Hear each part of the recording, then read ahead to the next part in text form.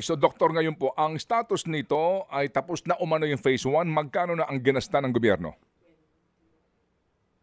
Yung pong halaga ng phase 1, yung po yung 21.5, more or less, Manong Ted. So, 21.5 million na ngayon po ay binahayan na ng mga halaman, itong 21 million na ito. Saan po nanggaling ang pondong ito from DOH? Anong particular po na programa?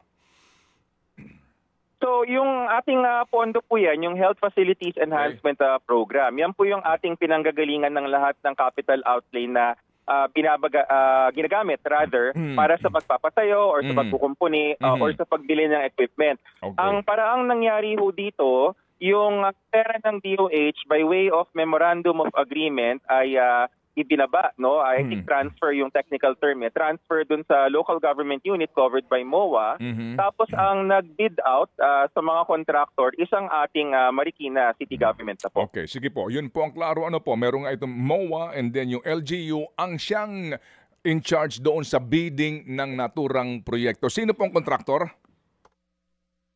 Hindi ko kabisado, Manong Ted, kasi andun po sa listahan pero nasa records po yun. Okay.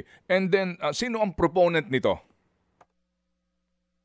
Yan ang hindi ko alam. Actually, nung nagkakaroon nga rin kami ng conference briefing bago kami pumunta dun sa site for inspection, ang paulit-ulit nga namin tinatanong yung ating mga staff. Ang sabi nila, nung panahon na yon, lumabas na lang dun sa GAA na meron na ngang funding for Concepcion Super Health Center. Kahit na dun sa original planning, at saka yung halaga ay nasa ganong halaga, nasa 21, binavalidate pa namin yung numbers Kahit na ang alam nga namin is sa halagang 15 million or even less, kaya na, hindi pala 15, 12 million, yung medium health center, kaya na.